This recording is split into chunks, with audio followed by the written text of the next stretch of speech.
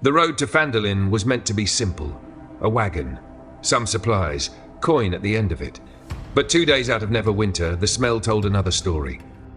You find them sprawled across the track, 2 horses, bellies swollen, arrows jutting black against hide. The cart they once hauled lies on its side, cargo spilled into the mud. Drag marks score the earth, straight into the trees. Whoever struck here didn't just kill, they took. Goblins. Welcome to the Deep Dive. Today, we're looking at something really unique.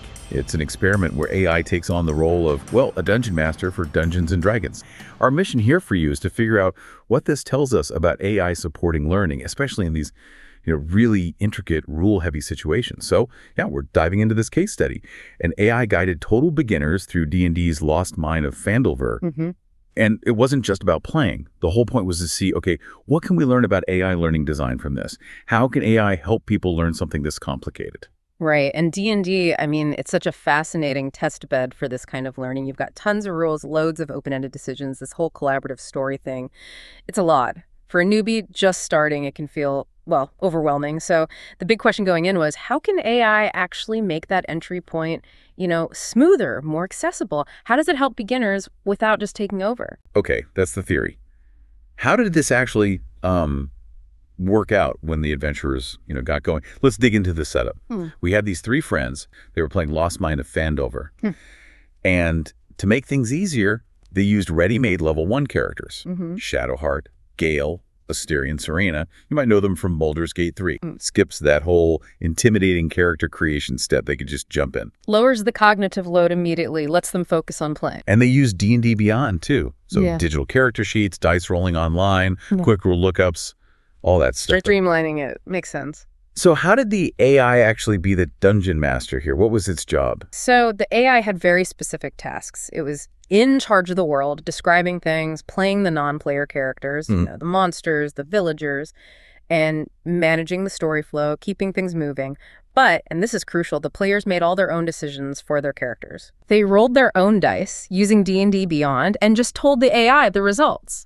The AI's job was to say, okay, roll for stealth or whatever, and then provide rule explanations right when needed, like just-in-time learning. Gentle corrections, too. Yeah, gentle corrections. So they learned the rules as they went organically, instead of needing to read the whole rule book first. That sounds like a huge advantage for beginners. Yeah. How did that feel, do you think? And what does that mean for learning other complex things? Oh, it's huge from a learning design angle. It's classic scaffolding. The AI took away some of the initial burden, like character creation, like needing to know every rule up front, and it gave support right when they hit a wall, so players could stay immersed in the story and their choices. Right, not bogged down in mechanics. Exactly. It's about finding that balance, Enough structure and support so you're not lost, but enough freedom to make real choices and, well, learn by doing. That kind of adaptive help, only stepping in when needed, that's gold for learning any complex system, not just games. It adapts to you. How did this theoretical framework actually play out in the heat of adventure? So the party gets into the game, and pretty quickly they end up in the Cragmaw hideout.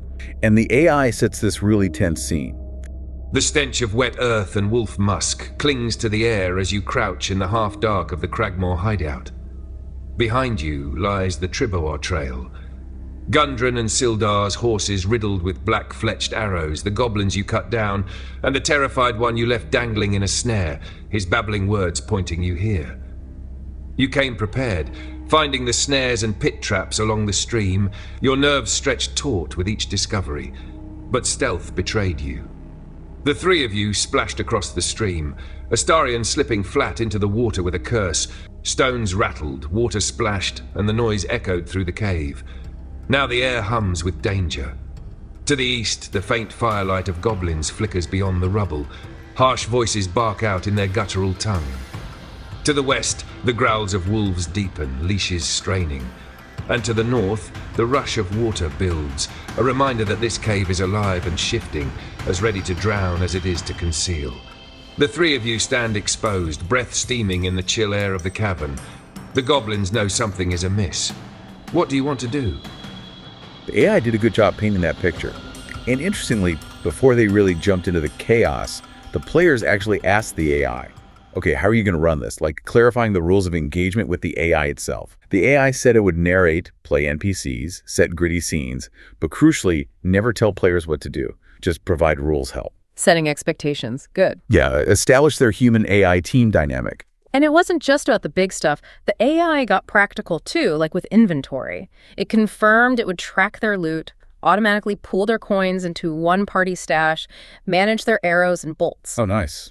List bookkeeping for them. Exactly. It even adapted to their preference. Like they didn't want to track encumbrance, how much weight they carry.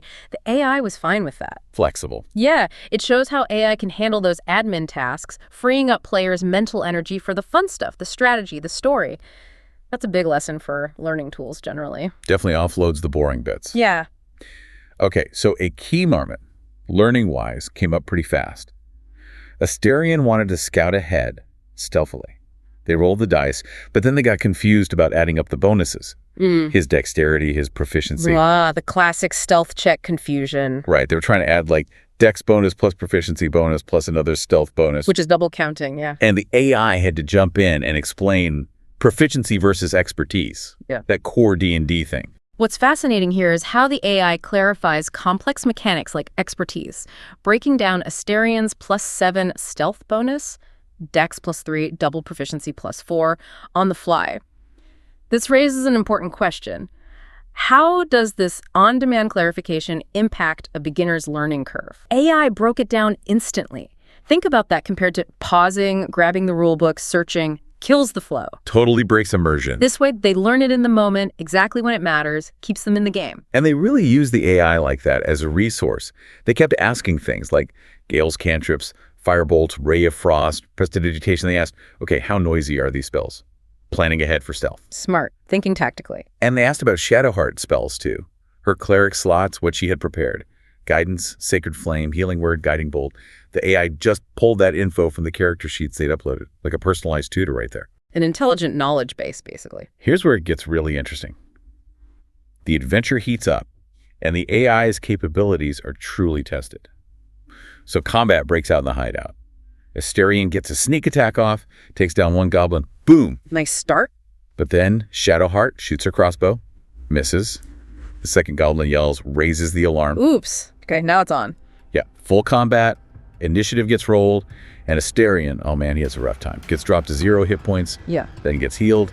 Shadowheart slams her mace against stone, the mist ringing through the cavern like a church bell. She hisses a curse, then snaps her head back toward Astarion. Her free hand clutches her holy symbol, words tumbling from her lips in a harsh prayer to Shah.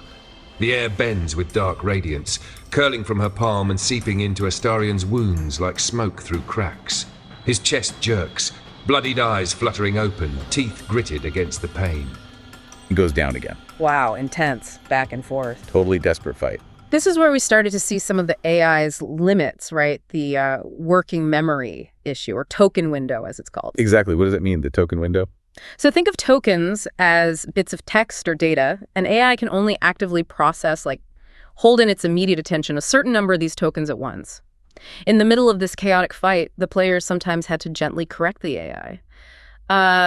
Actually, Asterion has 1 hit point now, or wait, wasn't the goblin over there? So it was forgetting details.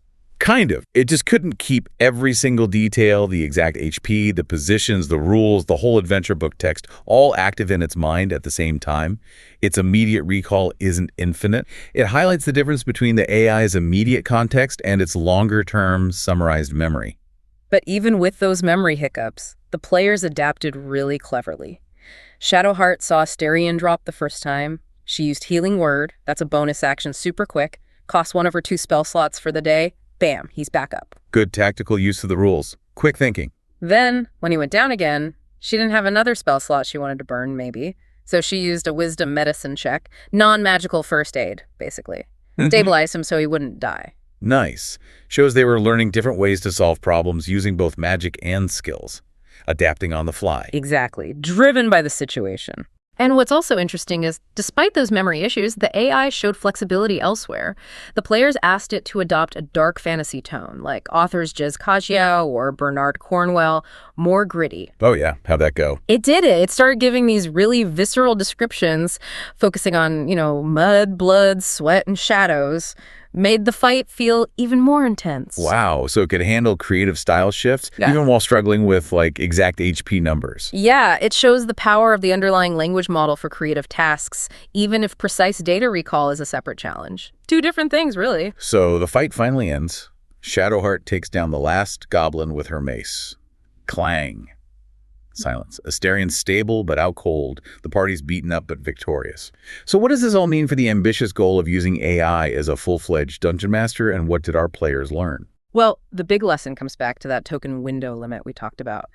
Modern AIs are powerful, they can process a lot of text, but it's still finite. It can't literally hold the entire D&D rulebook, the adventure module, 3 character sheets, and the whole session history in perfect detail all at once in its active memory. Right, it's too much data for its working memory. Exactly. So that's why it might forget who has what potion or exactly where that goblin fell. It leads to those little inconsistencies the players had to correct. It's just how the tech works right now. And you have to distinguish between the AI's immediate context, what it's looking at right now, and its persistent memory. Persistent memory is more like summarized notes it keeps between sessions. It helps with long-term stuff, but it's not a perfect word-for-word recall of everything. Okay, so it's not like a perfect database of the whole game state. Not in its active processing, no, which matters a lot in D&D where tiny details can be important. So faced with that, how did the players work around it? What did they do? They actually started doing a few things, which kind of became part of the learning process itself. They kept their own simple party log, like tracking loot, gold, key events separately. Just a quick note. Taking some record keeping off the AI's plate. Yeah, and they'd also summarize things for the AI sometimes, like, okay, remember, we just cleared this room and Asterian is wounded.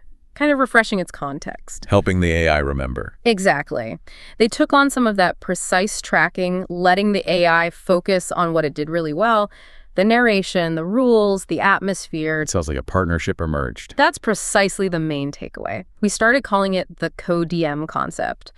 Right now, AI probably isn't best thought of as a fully autonomous DM that handles everything. It's more like a really, really capable co-pilot. It's fantastic at narration, enforcing rules, explaining complicated mechanics instantly. But the humans, the players, share some responsibility, especially for continuity, for tracking those fine-grained details. It's collaborative intelligence. So, looking back at the whole thing from that learning design angle. It was incredibly positive, honestly. The AI didn't replace the learners, it partnered with them. It definitely scaffolded the beginners, removed those initial hurdles, got them playing and problem-solving quickly. It kept them engaged. And even dealing with the AI's memory limits became a kind of learning experience itself. They learned about how the AI worked. They learned the importance of tracking things. They learned to collaborate with the AI. It shows how AI can genuinely support learning in these complex, messy, dynamic situations, not just replace parts of it. This raises an important question. How can we, as learners and designers, effectively leverage AI's strengths in complex dynamic environments, even when it needs a little help from us? So this deep dive really showed us AI can be a really powerful learning scaffold, a very engaging co-DM, make something like D&D way more accessible. But yeah, it's not quite the fully autonomous, never forgets anything DM yet. It makes you think, though, doesn't it? What other really complex fields could use an AI co-pilot like this? Think about learning medicine or engineering or even just, I don't know, a complex board game or a new coding language.